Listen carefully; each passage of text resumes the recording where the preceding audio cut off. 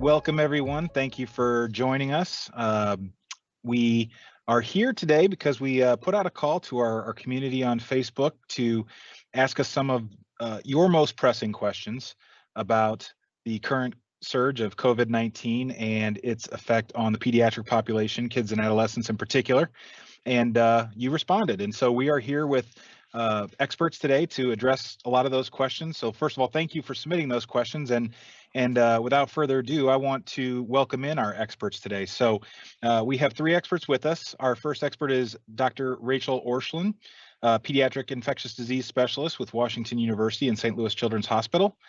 Dr. Jason Newland, also pediatric infectious disease expert and member of the faculty at Washington University School of Medicine and purveyor at St. Louis Children's Hospital. And from our community pediatricians, Dr. Jerry O'Neill of Southwest Pediatrics. So thank you, Dr. Orscheln, Dr. Newland, Dr. O'Neill for joining us today. And let's go ahead and dive right into the questions that we got from our community. So Dr. Orscheln, we'll start with you. This is on the topic of just kind of infections generally. How likely are breakthrough infections for those 5+ who are vaccinated? For those under 5 and otherwise healthy, are you seeing severe infections at this point in time? Well, thanks again for inviting me today, and thanks again for these questions. We do see infection after vaccination in individuals, including children who have been vaccinated with a primary series. That's one of the reasons why for older children and adults, we recommend that additional booster dose because that increases protection against infection. But what I will say is that even though we do see infections after vaccination, by and large, the thing that vaccines were designed to do, which is to prevent those severe infections and hospitalizations, vaccines continue to have high levels of protection even out from vaccines. Thank you. This is a hot topic. Unsurprising that this came up from our community, and Dr. Newland, I'd like to ask you to respond to this one. It's a multifaceted question, so we'll kind of break it down here. But the first part of it is, what percentage of vaccinated versus unvaccinated kids are we seeing in the hospital?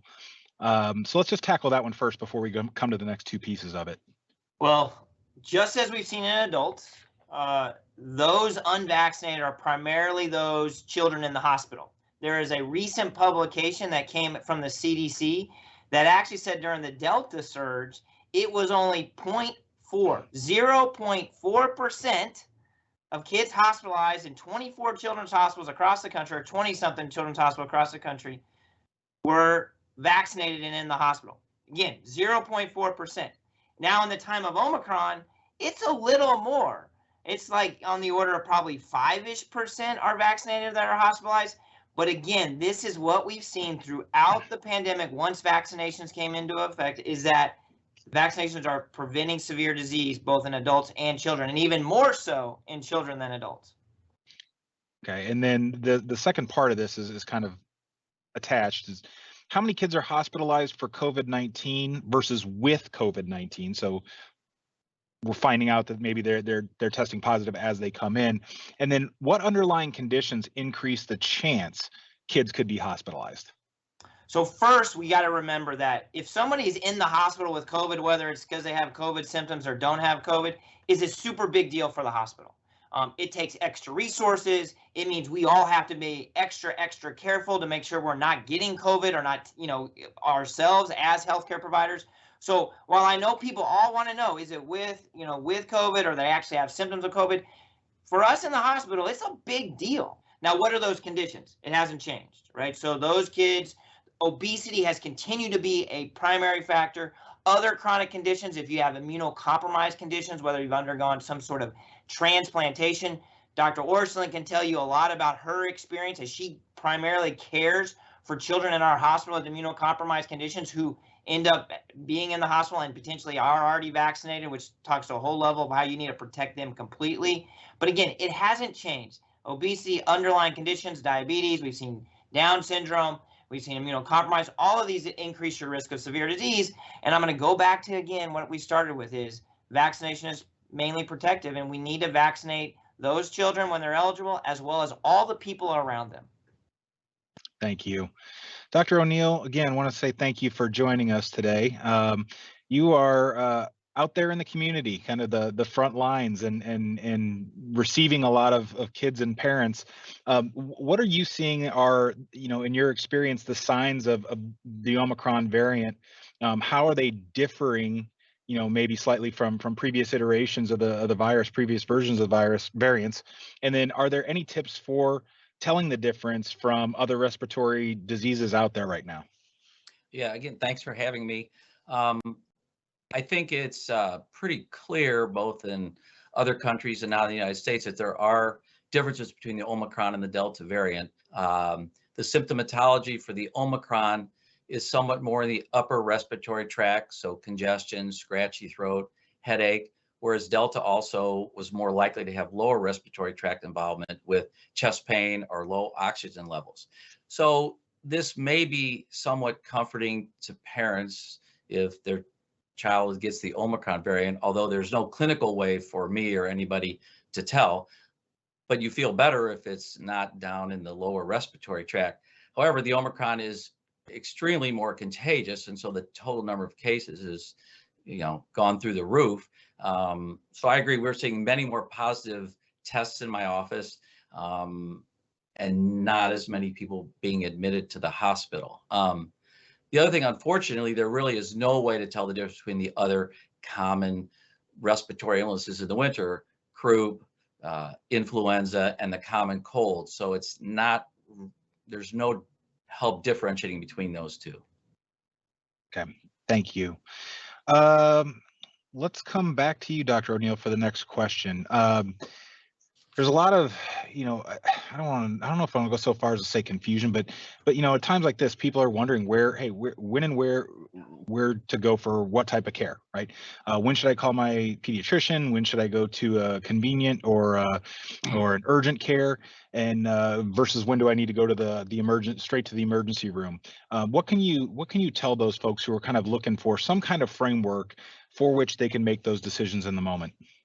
Yeah.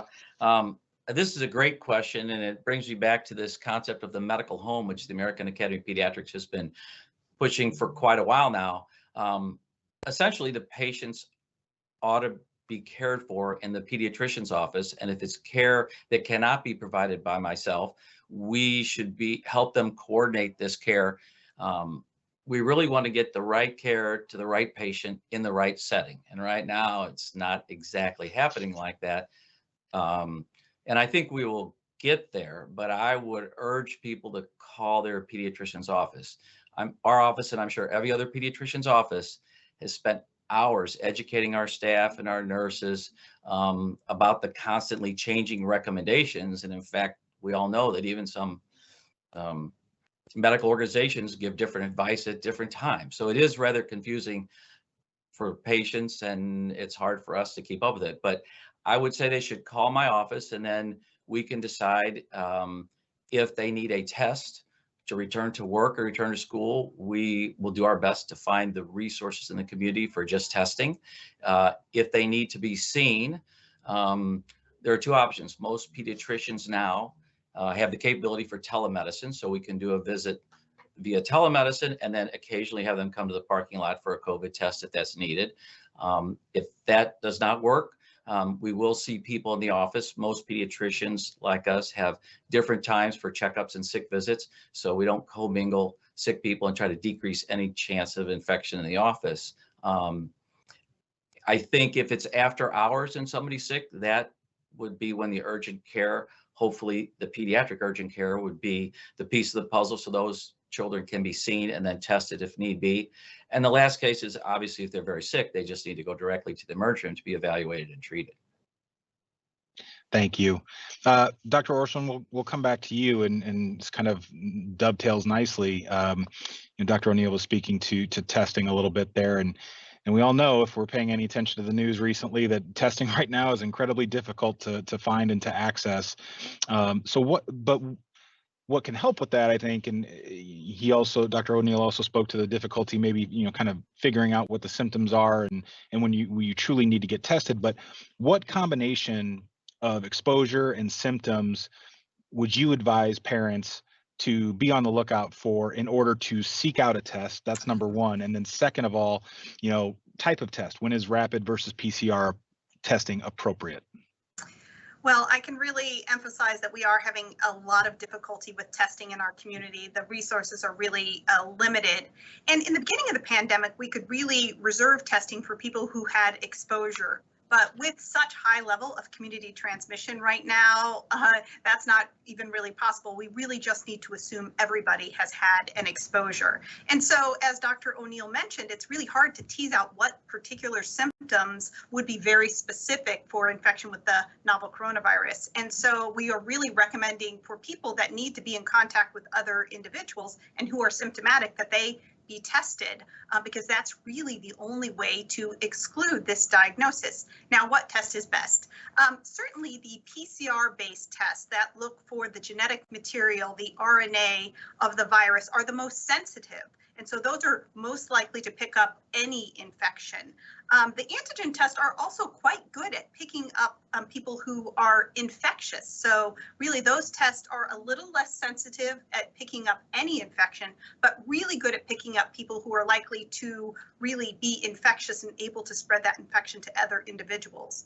So one way that test is often used is for that the CDC recommends testing at the end of an isolation period, and you can really do that antigen test specifically to determine if people are likely to still be infectious. But really for most individuals seeking out testing who are symptomatic, either test is probably appropriate. But many of us have heard of people who have had a negative antigen test and then had gone on to develop or have a positive PCR test. And so when there's any question of whether someone is infected, then having that PCR test is probably the best way to truly detect the infection.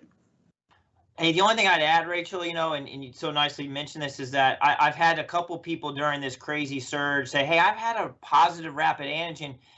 Could this be a false positive, and should I go get a PCR? And I'll just say that at this level of positivity rate, if you have a positive rapid antigen, you are positive. The math will tell you that it is like 95% likely that you are positive. So use that as a test. If it's positive or if it's negative, I think that's the consideration, as Rachel was so nicely saying. Thank you both. Dr. Newland, we'll come to you. I'm reading this question and I'm thinking about my own situation. I have a 10, 8, and 6-year-old. I know, our school district does a nice job of communicating, but they have their, each they have their own set of guidelines. And then you overlay that with, what people are reading and trying to understand about the CDC's recommendations for quarantine. So given those two things, especially if you have kids at home who aren't vaccinated or aren't eligible for vaccination, how do you start to kind of reconcile those two things in terms of what should guide behavior? Yeah, so I think we always have to step back and say, okay, what do we mean by quarantine? All right, so and because we all need to speak the same language here, and many people think of quarantine no matter what, if you're positive or you get exposed. Rachel, Dr. O'Rourke, Dr. O'Neill, and myself will say, hey, if you say isolation, that means you are a positive person, and what should you do? And some of you might say, well, if I'm positive, don't I quarantine? Yeah, think of isolation and quarantining the same thing. So we're level set here. If you're infected, we're isolating you.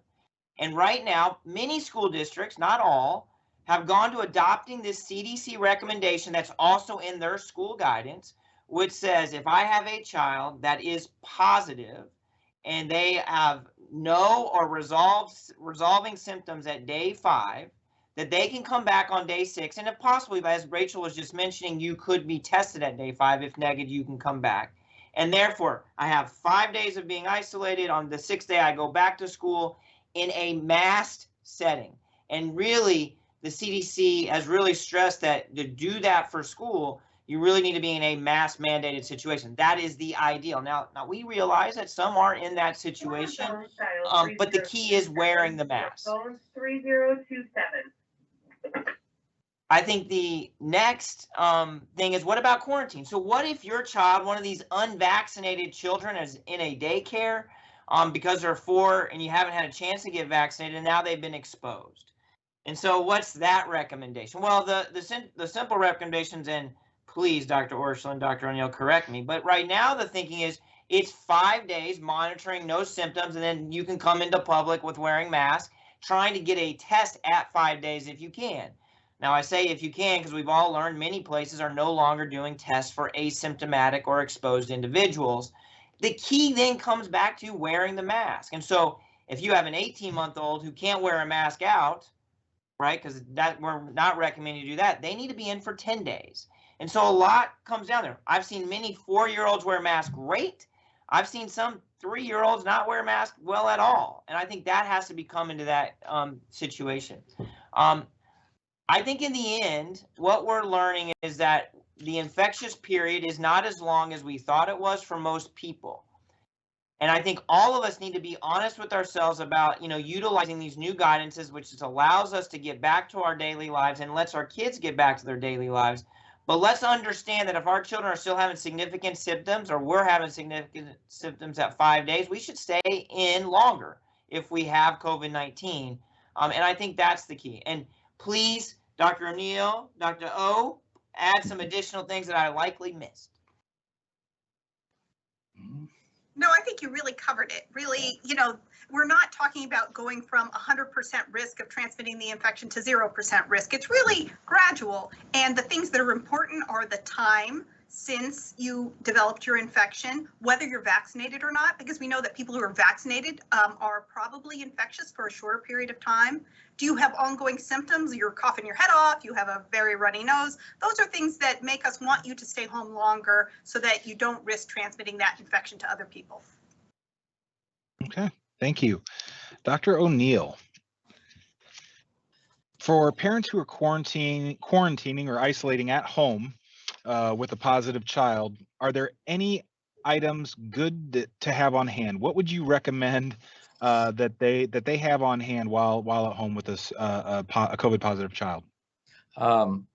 Yeah, before I get to that, I just say I commend anybody who's quarantined with a child for 10 or 14 days. No, or an adolescent. It must be ridiculously hard. I think the medical supplies, it's mostly supportive care, and luckily most of the kids who are in quarantine are not too sick. So you're going to have either Tylenol or Motrin around for fever and pain control, maybe Pedialyte around for hydration if it's a smaller child.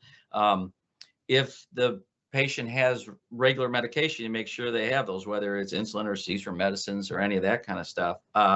And people may have some over-the-counter cough, cold medicines available, which unfortunately are not particularly effective, but they're okay to have around.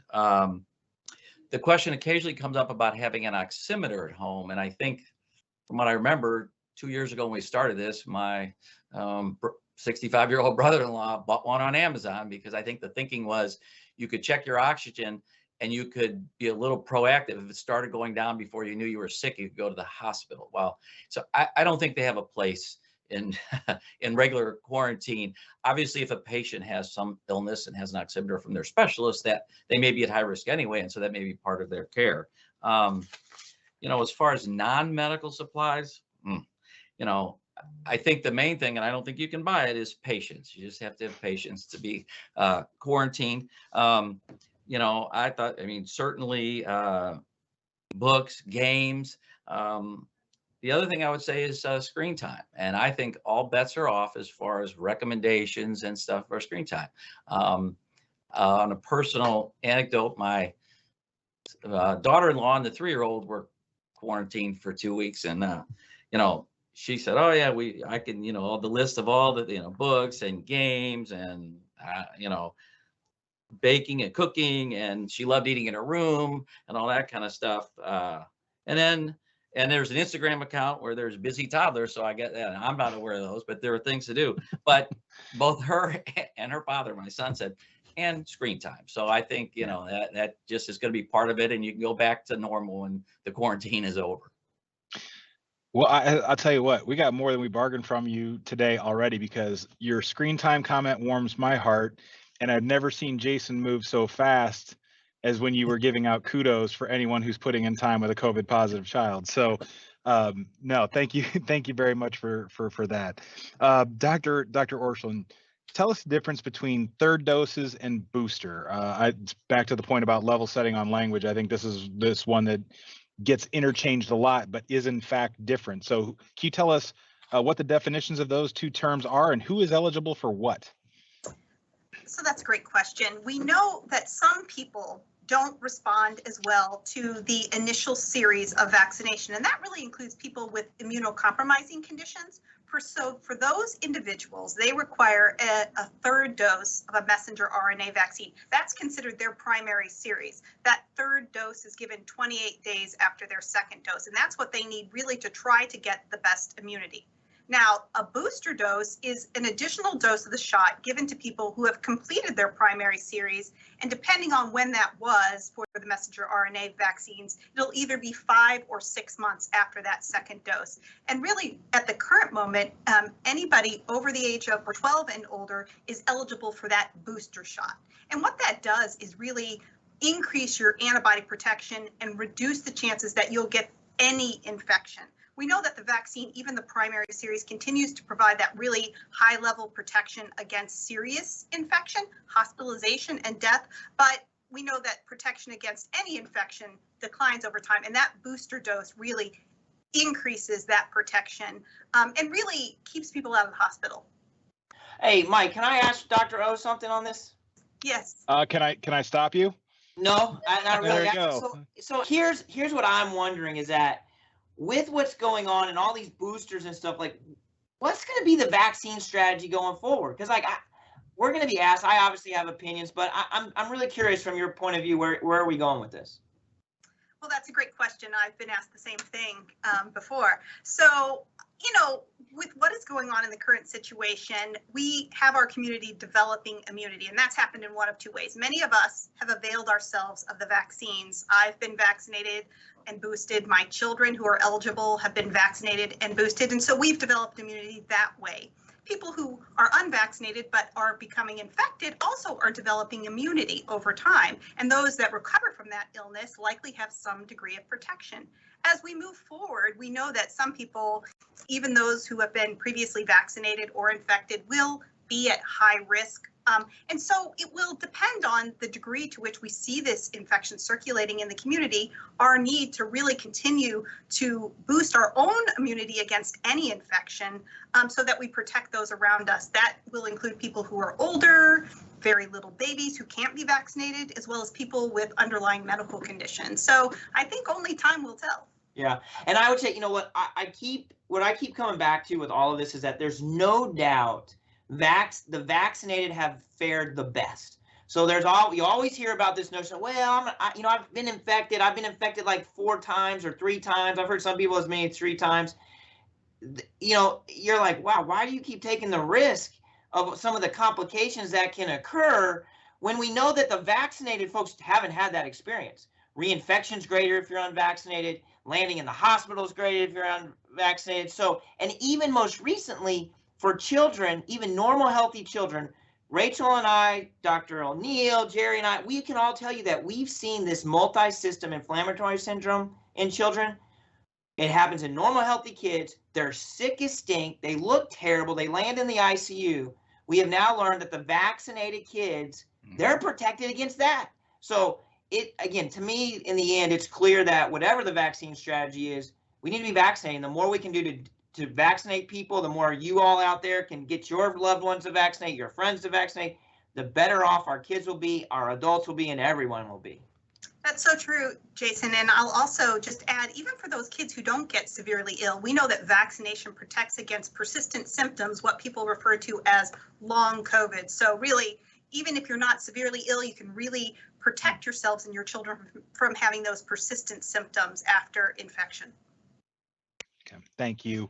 Dr. Newland, we're going to come back to you, and this is a continuation on the topic of vaccines. And I'll tell you, in my personal life, and obviously friends know that I am an employee of St. Louis Children's Hospital, this is probably the most frequently asked question I get from fellow parents. When do we expect vaccines to be available for the kids who are not currently eligible, the under 5 set? And when that does happen, what do we expect the dosing to look like? Is this 2 shots plus a booster? What does that look like? All right, so Mike, are you going to hold me to this answer later? I don't believe there are any legal ramifications to your answer. I think we're asking for your opinion. Let me check. I'm good. Okay. It's best guess. Unless you know something you're not telling us. No. So here's what we know, and everybody, and so this is what we know, and is that Pfizer has always been a little ahead of Moderna. We know that the mRNA vaccines is where the studies are being done in children and are being done currently in the children 6 months to less than 5 years of age. Obviously, Dr. O, myself, we've been involved in some of these trials, and that's been well known that we've been doing this work. What we have learned is that Pfizer's 2-dose vaccine schedule did not provide the necessary protection that we were all hoping it would, which led to me to say that we would have vaccination down to 6 months by the end of February, beginning of March. Unfortunately, with Pfizer saying that we likely will not see emergency use authorization for children 6 months to less than 5 at the end of February, beginning of March. The latest thought is it's probably going to be mid-2022. Whether it's going to be Moderna or Pfizer is yet to be known. Whether it's going to be 2 doses or 3 doses is yet to be known. If it's Pfizer, my assumption is it will be 3 doses, but we don't know. They could have changed their dosing and done 2. We really don't know. But for all of those parents out there, and I hear you because I know how wonderful it felt when I could get my own children vaccinated. It's coming. It will happen. It's just a little later. So I'm going to say, because I always like to say, I think it's going to be June of 2022. All right. We're going to hold you to that. No, I'm kidding. That'll be fine. Hey, it has been brought to my attention that I cannot read things in order because I actually skipped a question. We're going to go back and Dr. Newland, we'll start with you, but I really want to open this up to all 3 of you. So on the topic of vaccines, there have been a lot of questions and concerns from parents about short-term and long-term side effects, if any. What are you seeing, and then does this vary for kids with pre-existing conditions such as autoimmune diseases? So let's start with the last thing. There's not been any increase in adverse events or these side effects if you have an underlying condition or not. Right. So let's take that off the table. You get the vaccine, no matter any of these cases. What about, and I'm going to go to long-term. What do we know about long-term side effects? Well, first off, if we look at just a history of vaccination, once you get outside of 4 months or 6 months, the experts will tell you is 2 months. Oh, yeah, so good. Yeah, 2 months, because that's why we do it. Thank you, Rachel. Outside of 2 months, you don't see long-term impact. You don't see long-term side effects. It's not there. And this is no different for this vaccine as well. So I guess let's just talk about short-term side effects. And it's the same thing that we've experienced. And I'll talk about one other side effect really quick, but let's talk about the main ones that we see, which is arm pain. You feel like you've been hit by a truck for some. Like I felt like just like I was hurting. Kids are seeing the same thing. They might have some fever. Again, fever, muscle ache, arm pain, pretty much the standard stuff that we expect. Now, everyone's out there saying, well, Jason, what about this heart thing? Definitely heard about the heart thing, right? The myocarditis, this inflammation of the heart. Well, we have learned that there is a little bit of an uptick in myocarditis, predominantly in more of the age group of teenage up to the age of about 30, seems to be where it is. That risk is actually much lower than the risk we see with actual acute COVID-19 infection. So to me, it still plays out. The benefit of the vaccine far, far, far, far outweighs any risk. And especially when you throw in the fact that MISC is now protected because of it. Rachel, Jerry, you guys know, and Jerry, you're seeing it. So I'm curious what you're learning. Well, it's just frustrating when they talk about long-term side effects. I mean, 35 years I've been giving vaccines to everybody. There hasn't been one long-term side effect and I know it's anecdotal, that I've ever heard of. I mean, I know this is a new vaccine, but it's still a vaccine that makes your cells create immunity. So it's the same thing. The other thing is, I tell everybody, I went to first grade in 1961, I think, and got a little cup with oral polio in it, and I drank it. My mom didn't sign anything. No, she didn't worry about long-term. You didn't want to get polio. And how long are you going to wait to figure out? Are you going to wait 30 years to give your child a COVID vaccine until you know it's not going to give a side effect in the next 30 years? So that's kind of not a good thought process at the least. Yeah, and I'll just say that the vaccines don't persist in our body. What the vaccines do is act like a teacher to train the immune system to respond. And in the same way, we see our protection be very high after the vaccine for, the first 10 to 12 weeks, and then our protection against any infection declines over time, but our immune system remains poised to fight off more severe consequences. The same is true that we don't see those side effects, because we see side effects sometimes as they result from the immune response, but as that goes down over time, we don't tend to see any sort of long-term consequences. Thank you. And this is the last question. I'm going to open it up again to each of you. And look, I think it bears mentioning here that this is not an attempt to be partisan in any way, but this notion, and we've already brushed up against it, right? That there are some who have asked us, how do you recommend, or what do you recommend saying to loved ones, family members, friends who are just kind of remain vaccine hesitant? And there's a subset of this too that seems to be proliferating in terms of pushback, right? In these conversations of people who have, quote unquote, otherwise healthy children being particularly reluctant to get their child vaccinated when they don't feel like there's any reason to necessarily. So again, I realize that these are dicey topics to get into, but they need to be discussed. So how would you advise or arm people with things to consider when having these conversations with friends, family, loved ones? Well, I'll go first because they may have some scientific answers, but in the real world, I mean, part of the reason people are getting vaccinated is for the other people around them. Okay, it's for your grandparents, for other kids.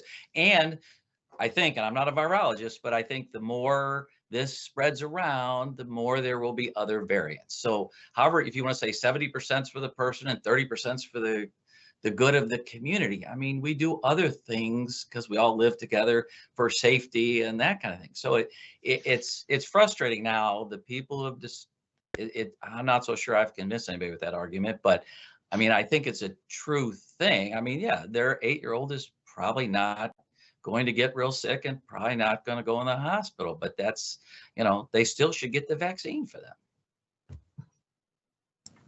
Yeah, I'll follow up. For one thing, when you're talking to people, I think it's really important to listen probably more than talk. If you have family members, hear their concerns, see where they're coming from, and then you really want to direct them to good resources. People like Dr. O'Neill. That's, I think, one of the most important things we can do is direct people to their primary care providers who can provide them with information, who take care of them and provide them with information on other medical topics. And so they should also rely on those providers for this information. As a parent, what I can communicate to people is that when I do something for my patients, I think about, would I do this for my own children? And certainly in this account, I would certainly recommend doing it for my own children, even those who are otherwise healthy, because we know on all accounts, it is much safer to be vaccinated than to experience this infection, even for otherwise healthy children. Yeah, I don't really have anything to add. I'll just say that yesterday I'm sitting here in my office in this same position, and I get this text, and I'm like, and this is a good buddy of mine that I haven't talked to in over 20 years. Went to med school with him, and great guy. But I literally, we have not. And he texted me that question. I have normal, healthy kids. Do I really need to get them vaccinated? Right, like that. And I would say, first off, here's a great friend that I haven't seen in 20 years, but he reached out, right? Because he knows it's probably the thing to do. And I think that's what Rachel said. You listen, to Jerry and his, right? You tell him the stuff. And that's what I said, right? I just tell him, like, look, here, I miss you a ton. I'm glad you reached out to me. And, I just recited the my side of how we see it, which is, right, unvaccinated are the ones in the hospital when you're a kid. The safety is unbelievable, as we just talked about. Now we know that it's even effective against this multi-system inflammatory syndrome that scares the bejesus out of me as I've seen it. And then, I think that is key. And there's going to be more people that are going to come to you that are going to ask that. And I think what Rachel and Jerry, they've said is that's the things to do. And, our trusted people, this is how we keep going. And the more we vaccinate, the less variants we have, the better off we're going to be. And the more likely I can feel comfortable going to a Blues game, like I would like to go to tonight, but I'm not. All right. Well, that brings us to the end of our questions. Thank you, Dr. O'Neill, Dr. Orshland, Dr. Newland, for joining us. Thank you to all of you who submitted questions and engaging with us on this topic. We hope that this was helpful. Again, we will keep an eye on this latest surge. And since we have spent a good amount of time here talking about vaccines for kids, please, if you have not vaccinated your child and are interested, please go to bjc.org/coronavirus to sign up for a vaccination. And again, thank you for engaging with us on these topics. And we will see you again next time. Thank you.